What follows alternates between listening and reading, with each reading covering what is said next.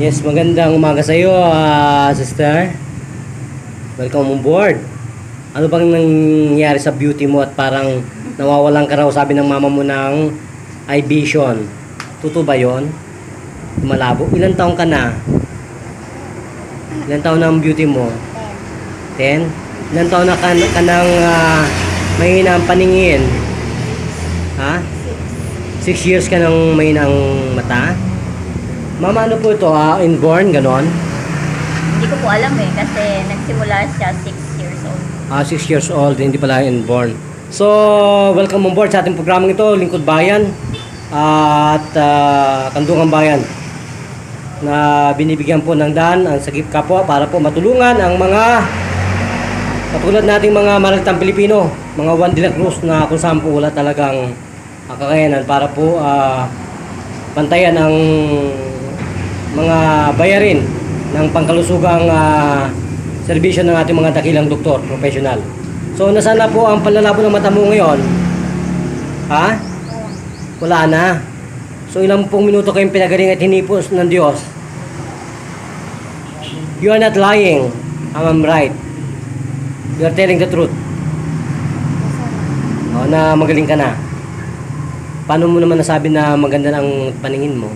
Hindi ka na nasisilaw, ganon. Kanina talagang malabo. Ganon. Kasi yung tenga mo parang parang nakita mo, nanay, sister, bumubula, no? Oh, grabe. So, anong name mo sa totoong buhay? What is your name? Christine Jade Portugal. Ha? Christine Jade M. Portugal. Oh, ganon ba? So, napakaganda naman ang pangalan mo. Parang Amerikano ang pangalan. Pakiulit, nabibingi ako. Christine Jade M. Portugal. Christine Jade Jade M. Portugal. Portugal. Oh.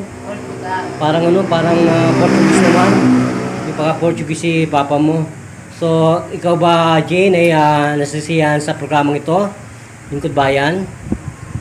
So, kung ganon, magpasalamat ka na po sa ating Panginoon at sa ating programa, Lingkod Bayan at Kandungan Bayan, Sagip Kapwa. Sige po. Salamat. Oh, ba't ka naman nagpapasalamat? Ito po ba'y makatotohanan? Yan sinasabi nyo kasi totoo kami. Ewan ko lang sa sinasabi mo kung maganda na ang mata mo. Isang tanong, isang sagot, maganda na talagang paningin mo. Ilang minutong gumanda?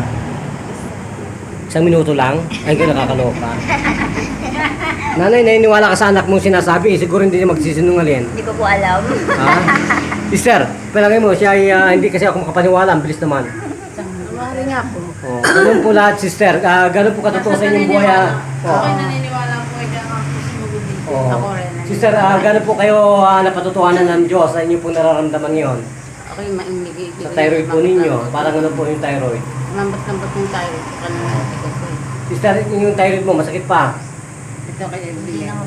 Sabi po ninyo, mayroon kanina masakit-sakit. Oo. So ngayon po nawawala na. May kaunti pa ho. Konti na lang. So gano'n po kaganda yung mata ninyo ngayon. Hindi na po kayo lula, hindi na po kayo nasisilaw sa liwanag. Hindi naman. Nababasa mo na.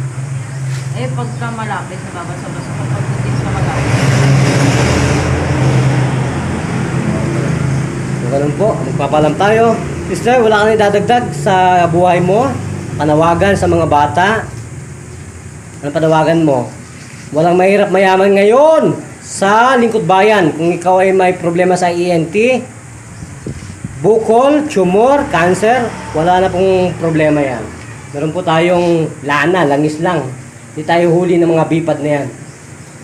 No therapeutic link, kung hindi ka pa naman nasisira ng ulo para diusin mo ang mga no therapeutic claim, wala pong yun.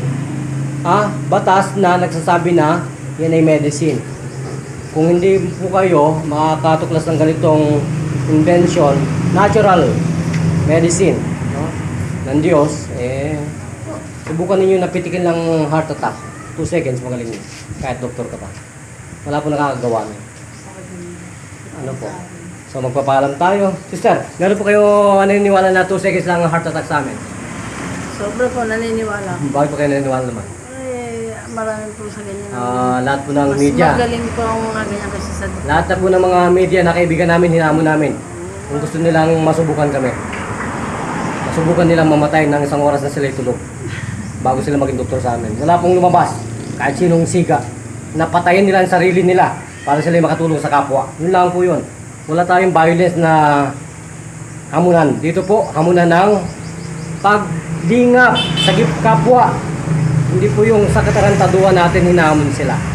Magsilbi sa bayan at nagkaroon ng pagbabago dito sa ating bansang Pilipinas na si Juan de la Cruz ay nagkakaroon ng isang bahagi sa ating pong society na maging ano po sila maging active, maging productive sila para po ibangon ang ating ekonomiya.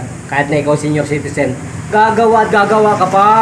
Hindi ka na magtatambay sa bahay para magtahan, kundi ikaw ay magtatrabaho para po iyaan sa income ng ating ekonomiya. So kung lahat po ay nagtatrabaho at kumikita, lahat po ay walang magugutom at walang maghihirap. Tama mo ba yun? So ito pa rin po si Brother Jun, nagbabalita para sa Lingkod Bayan News AM sa talapitan po ng ating mga radyo. Binakakasamang Tony Falcon. Thank you, Mr. Cruzon. Bye-bye.